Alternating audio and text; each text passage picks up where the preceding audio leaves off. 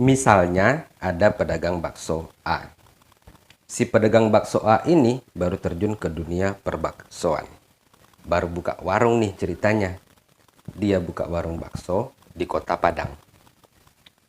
Alasan dia buka bakso di Kota Padang karena menurutnya untung dari jualan bakso lumayan. Harga semangkuk bakso di sini lumayan tinggi. Peminatnya banyak, harga bahan baku yang murah, dan alasan-alasan lainnya. Itu warung bakso B selalu ramai pembeli. Pembelinya sampai-sampai berjubel-jubel keluar kedai dan antrinya sangat panjang. Kalau kita juga ikut jualan bakso, kayaknya lumayan. Membuat bakso juga tidak sulit-sulit amat. Kira-kira begitulah pikir si pedagang bakso A. Lalu, si pedagang bakso A ini mulailah berjualan bakso. Menu yang ditawarkan sama persis dengan menu yang ditawarkan warung bakso B. Dari segi rasa bakso A tidak kalah dengan rasa bakso B. Ya, sama-sama enak lah.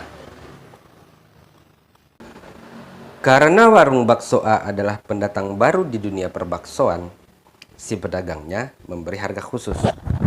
Harga yang lebih murah dari harga sepiring bakso di kedai B. Pikirnya, dengan harga yang lebih murah, pasti pelanggan-pelanggan kedai B akan berpindah dan belanja ke kedai bakso A. Ya, kita kedai baru. Nggak papalah lebih murah dikit. Di sana mereka jual 15.000 per mangkuk.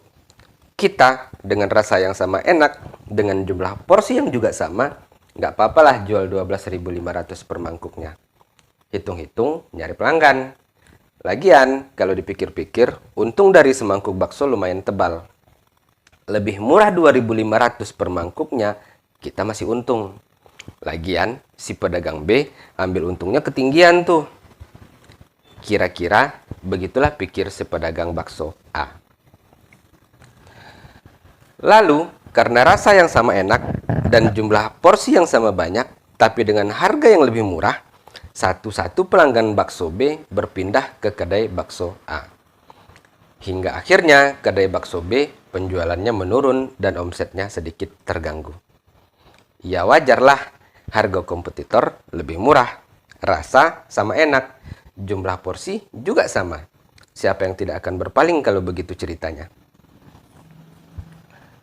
Lalu, si pedagang bakso B merasa si pedagang bakso A mulai ngajak perang harga. Enak aja si A merusak harga. Masa bakso yang standar harga satu mangkuknya 15.000, dia jual 12.500? Kalau dengan porsi yang lebih sedikit, oke lah. Ini porsi sama, tapi dijual lebih murah.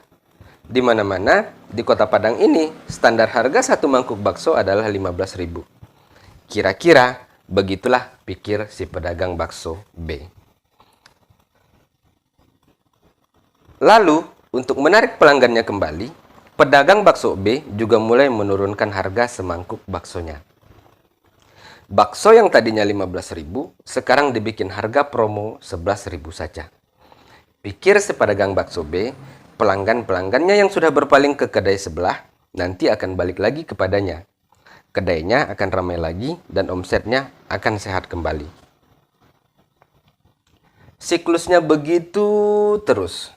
Karena mulai sepi, si pedagang bakso A turun harga sedikit lagi. Karena si pedagang bakso A turun harga lagi, si pedagang bakso B ikut-ikutan turun juga. Begitu terus perang harganya. Sampai pada akhirnya si pedagang bakso B berpikir, saya jual jauh lebih murah agar si pedagang bakso A nggak bisa ngikut lagi. Malahan jual harga rugi pun nggak apa-apa. Yang penting lapak bakso A gulung tikar. Yang penting si pedagang bakso A rugi dan tidak mampu lagi untuk berjualan. Yang terjadi adalah bunuh-bunuhan antara sesama pedagang bakso. Pedagang bakso B tidak peduli lagi dengan pedagang bakso A. Yang ada di pikirannya, lapak bakso A harus dibuat mati. Pedagang bakso A merasa usahanya dibuat susah oleh pedagang bakso B. Ada monopoli dagang dan ada persaingan usaha yang tidak sehat yang dilakukan oleh pedagang B. Kira-kira begitulah pikir si pedagang A. Hingga akhirnya pedagang bakso A tidak mampu lagi untuk mengikuti persaingan harga dan akhirnya menyerah. Tetapi, tahukah kawan-kawan bahwa ternyata warung bakso B yang perang harga dengan pedagang bakso A bukanlah satu-satunya warung yang dimiliki oleh pedagang B. Lapak bakso yang perang harga tersebut adalah kedai bakso cabang kelima, yang selama ini kelima unit usaha tersebut berjalan dengan stabil dengan penjualan yang bagus. Yang ketika perang harga, kedai bakso cabang kelima ini disubsidi oleh 4 cabang lainnya yang penjualannya bagus dan omsetnya tidak terganggu. Satu kedai rugi, ya tidak masalah, karena masih ada 4 kedai lainnya yang bisa menutupi kerugian dan mensubsidi semua kegiatan operasional warung yang perang harga tersebut. Satu kedai rugi, ya tidak masalah, asal kompetitor mati dan gulung tikar. Satu kedai dibuat harganya semurah mungkin dengan harapan agar semua konsumen kedai bakso A pindah dan akhirnya kedai bakso A tidak kuat lagi menanggung biaya operasional kedainya dan akhirnya kolaps. Ya, paling tidak target minimalnya kedai bakso A pindah jualan dari daerah ini. Sementara di sisi sebaliknya, kedai bakso A adalah unit usaha yang pertama yang tidak memiliki cabang yang lain yang bisa membantu mensubsidi kerugiannya. Mau turun harga lagi? Sudah jelas bakalan rugi. Mau bertahan? Pertanyaannya, seberapa lama bisa bertahan? Si kedai A ini bertarung sendirian. Kedai A ini unit usaha pertama yang masih bayi, yang permodalannya masih ditopang oleh pinjaman, atau mungkin permodalannya masih ditopang dari hasil penjualan aset-aset pemiliknya. Penjualan aset tanah, penjualan motor, atau lain-lain sebagainya. Yang aset kedai tersebut masih belum ada. Yang biaya dapur pemiliknya masih tukar-tukaran modal dengan biaya dapur kedai. Dalam dunia kompetisi, menurunkan harga adalah hal terakhir yang harus dilakukan. Dalam dunia kompetisi yang sehat, jika ada kompetitor, naikkan servis Anda, bukan harga yang Anda turunkan. Di dalam dunia dagang, tidak ada konsumen yang setia. Mereka akan selalu berpindah-pindah dari satu pedagang ke pedagang lainnya, tergantung di sisi mana konsumen tersebut merasa mendapat untung. Oh, ada yang bilang kiblat konsumen itu adalah harga yang murah. Yup, Anda betul. Oh, ada yang bilang lagi kiblat konsumen itu adalah kualitas. Yup, Anda juga betul. Anda turunkan harga, konsumen akan datang kepada Anda.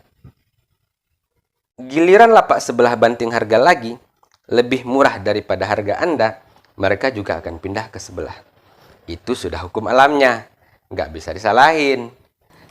Ada juga konsumen yang setia, tapi persentasenya sedikit. Analogi di atas adalah sekilas bayangan tentang perang harga. Tentang bunuh-bunuhan di dalam dunia dagang yang awalnya pedagangnya tidak sadar sudah memulai perang tersebut. Si pedagangnya tidak sadar bahwa tindakan yang diambilnya sudah menarik picu dari sebuah bom. Niat awalnya sih buat narik konsumen biar kedainya rame, tetapi pedagangnya tidak sadar sudah memicu reaksi negatif dari kompetitornya. Awalnya untung semangkuk bakso katakanlah Rp6.000. Setelah perang harga, untung semangkuk bakso cuma jadi Rp1.000 saja. Atau mungkin jadi tidak untung. Andai saja gitu ya, pedagang bakso A dan pedagang bakso B awalnya tidak perang-perangan, mungkin mereka berdua masih bisa menikmati keuntungan Rp6.000 setiap porsi baksonya. Menikmati margin yang tebal tanpa harus menghabiskan energi buat perang dengan kompetitornya. Nah, sekarang marginnya jadi tipis. Margin yang tipis terkadang tidak sebanding dengan resiko usaha, biaya operasional yang tinggi, dan resiko restan barang yang juga sangat tinggi. Untuk sebagai informasi, margin yang tipis itu ruang geraknya sangat sempit. Dia selalu dibayang-bayangi oleh kerugian, selalu dikejar oleh biaya operasional, dan selalu diteror oleh restan dari sebuah produk. ditekan oleh siklus orderan, dan lain-lain sebagainya. Jika ini semua sudah terjadi, yang tepuk tangan siapa? Yang tepuk tangan, ya orang-orang seperti saya, pecinta kuliner bakso yang akan beli bakso terus, yang tidak peduli harga semangkuk baksonya 15.000 atau cuma 10.000. Lah, 15.000 aja kita beli, apalagi sekarang cuma 10.000. Doa saya dalam hati, perang aja terus, sampai harga semangkuk baksonya nanti cuma 5.000 perak. Nah, ini cerita tentang pedagang bakso loh ya. Saya nggak cerita tentang pedagang-pedagang lainnya. Kalau pedagang ayam dan bebek, bagaimana?